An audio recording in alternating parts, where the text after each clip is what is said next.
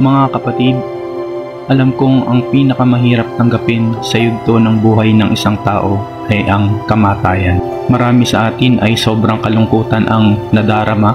Meron din namang umaabot sa matagal na panahon ang kanilang pagluluksa dahil hindi natin matanggap, lalong-lalo na po kung ang pumanaw ay sobrang lapit po sa atin.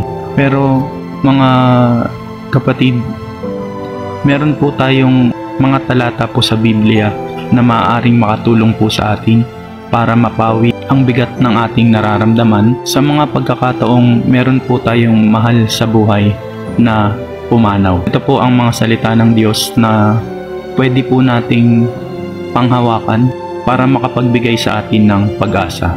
Una po dito ang Juan chapter 11 verse 25. Sinasabi po dito, sinabi sa kanya ni Jesus, "Ako ang muling pagkabuhay at ang buhay. Ang sino mang sumasampalataya sa akin, kahit mamatay ay muling mabubuhay."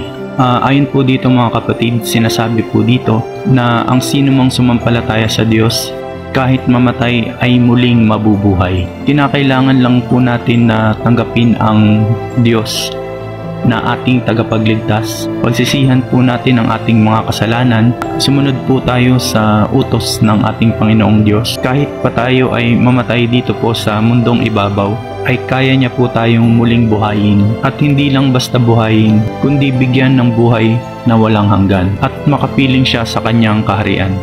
Ayon naman po sa unang Korinto chapter 15 verse 55 to 58, ito po ang nababasa. Nasaan o kamatayan ang iyong tagumpay?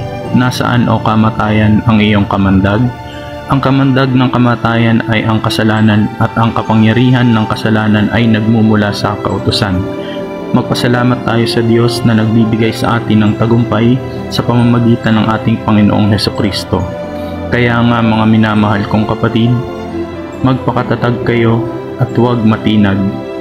Maging masipag kayo palagi sa paglilingkod sa Panginoon, dahil alam ninyong hindi masasayang ang inyong pagpapagal para sa Kanya. Sinasabi po dito na ang kamandag ng kamatayan ay ang kasalanan at ang kapangyarihan ng kasalanan ay nagmumula sa kautusan. Sa tuwing tayo po ay nakakagawa ng kasalanan, ay imbes po na mag-move forward po tayo ay nagmo-move backward po patungo sa ating Panginoong Diyos.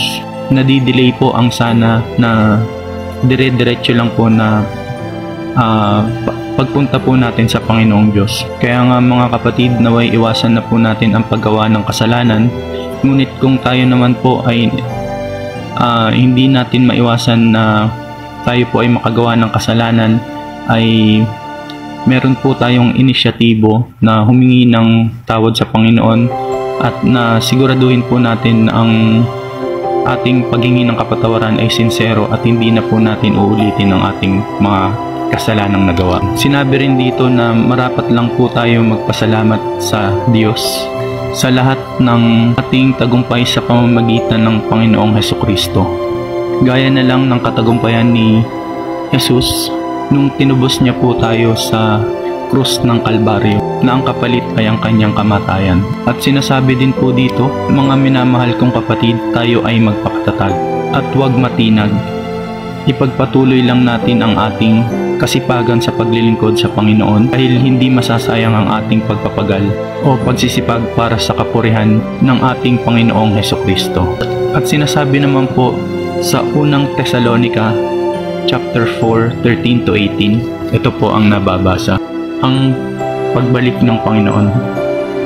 Mga kapatid, nais naming malaman ninyo ang katotohanan tungkol sa mga namatay na upang hindi kayo magdalamhati tulad ng mga taong walang pag-asa.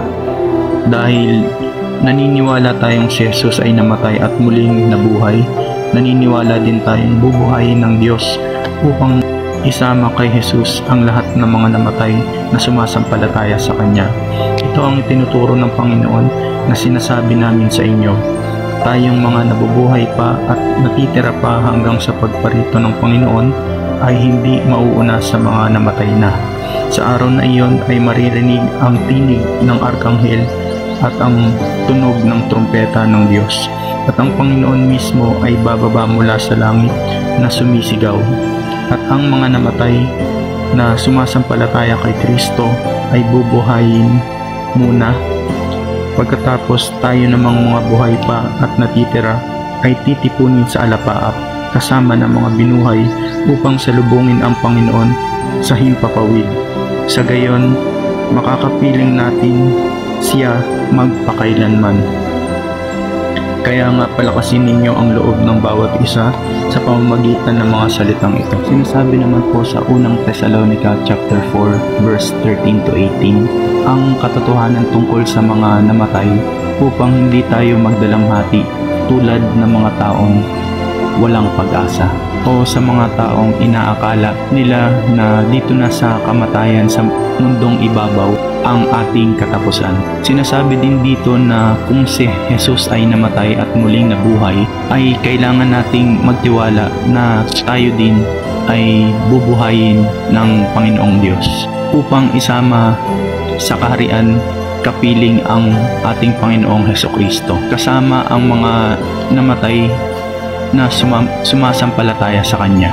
Sinasabi din dito na tayong mga nabubuhay pa sa pagparito ng ating Panginoon ay hindi mauuna sa mga namatay na sa araw na iyon ay maririnig natin ang tinig ng mga arkanghel at trumpeta ng Diyos. At ang Panginoon mismo ay bababa mula sa langit na sumisigaw. At ang mga namatay na sumasampalataya kay Hesukristo ay bubuhayin muna. Pagkatapos tayo namang mga buhay pa at natitira ay titipunin sa alapaap kasama ng mga binuhay upang salubungin ang Panginoon sa himpapawid nang sa gayon makapiling natin siya magpakailanman. Kaya nga palakasin ninyo ang loob ng bawat isa sa pamamagitan ng mga salitang ito. Kaya nga mga kapatid, hindi po dito nagtatapos ang ating buhay sa kamatayan natin dito sa mundong ibabaw. Dadaan lang po tayo dito. Kaya nga po kinakailangan nating makakilala sa Panginoong Diyos at sundin ang kanyang mga kautusan habang tayo ay nabubuhay pa. Dahil napakaganda ng pangako ng ating Panginoong Diyos sa mga taong sumasampalataya sa Kanya. Yan ay ang buhay na walang hanggan, kapiling ang Panginoong Hesukristo. Mga kapatid, lagi po nating tatandaan, mahal tayo ng Diyos.